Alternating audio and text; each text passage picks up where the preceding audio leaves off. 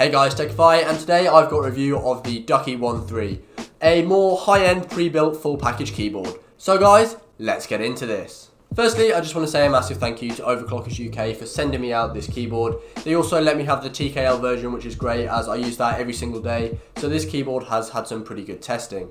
You can pick this up for about £165, however, obviously the 60% version is going to be a bit cheaper, and then the full size version is going to be slightly more. Unboxing this keyboard is like unboxing many other keyboards. You obviously get the keyboard itself and lots of little accessories like extra keycaps and whatnot. The first thing I noticed, and you'll notice as well if you get this keyboard, is it's definitely got some weight to it. And I can say in general the build quality is very, very good.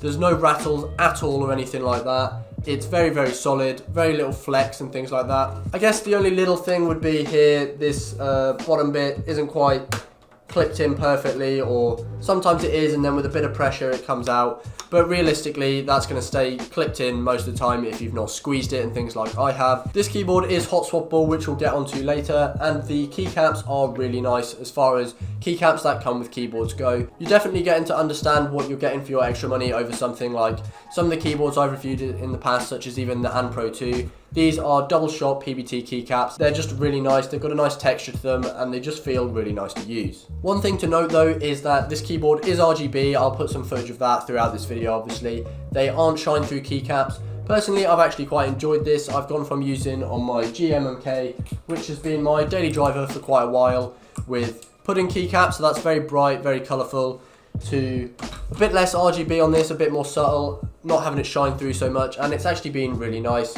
In general though, that RGB is really bright and vibrant if you want to use it. Main thing for a keyboard though is the typing experience. For me, this came with Cherry MX Silvers. The Cherry switches are really nice to have. I do personally think, although they are somewhat overrated in some scenarios, the Cherry switches are nicer than Gateron switches a lot of the time, at least in my personal experience. Here's a little sound test of my keyboard. If you want to skip it, go to this time here.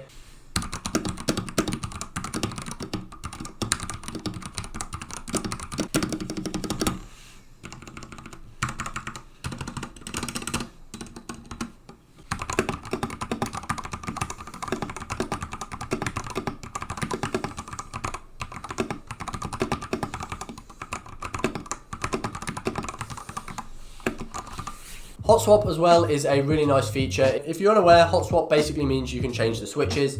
This is something I've showcased before and it's a really nice feature.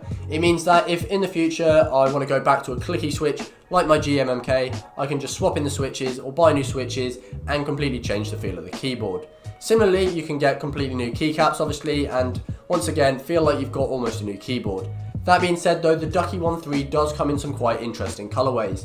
I do really like this blue and yellow with the keycaps and everything. I do think it looks really cool. However, obviously if you opt for one of these more, I guess, interesting colorways, you do limit your customizability in future. This keyboard is always going to be blue and yellow up to a certain point. The keyboard is USB Type-C, which is what you expect and what you want. It does come out the middle on the TKL version, which I'm personally completely fine with. It's nice and very recessed in there, so you're not going to be able to use certain cables, certain like right angle ones and things like that. For typing angle, you can obviously have it flat with some nice rubber feet, and then you get these double height adjustable feet. Many keyboards miss the mark with these feet altogether. You only get 2 settings and neither of them are comfortable. With this, I had no problem getting at a comfortable height. Obviously, you don't get an included wrist rest or anything, which is something I've personally got used to using my Glorious one. However, for me, that's been no problem. I've just used this with the Ducky keyboard and been pretty happy with that in general, so that's not really an issue. I guess my only real issue with the Ducky One 3 would be the lack of software. The RGB, although it is changeable with the buttons, is a little bit inconvenient, and more so for me is the macros. So you are supposedly able to bind things using a certain combination of keys and different profiles. However, I couldn't possibly manage to get any buttons to bind to play or pause. Maybe I'm following the instructions wrong and I'll be able to figure it out with a few more tries, but it is certainly not the most convenient thing to do. Similarly, you can't possibly, from my understanding, bind these 3 keys up here, and usually I use scroll lock and pause as things for my music, as I don't use them in any other scenario. Along with that though, you do get multiple profiles you can store on the keyboard, as you do have a function key and therefore a function layer. Similarly, on the bottom of the keyboard you have these dip switches, which you can check out the manual. They basically allow you to enable a bunch bunch of different things and layouts.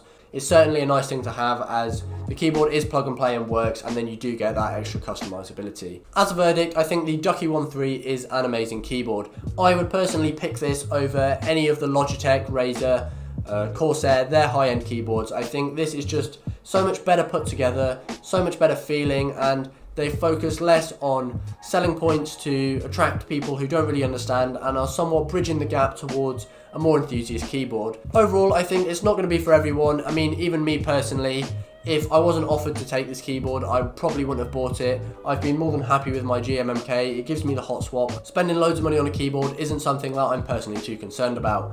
However, having used it, I can certainly see why you would spend that extra money, and as someone who uses a keyboard every single day pretty much, I probably should have bought something a little bit better earlier. Hopefully you guys found this video helpful, and if you did, please leave a like and consider subscribing to the channel. For your next video, go check out my review of the And Pro 2. It's about half the price and only 60%, but if you just need a slightly cheaper but still fairly high quality gaming keyboard, then that could be a good option. Thank you guys for watching, and I will see you guys next time.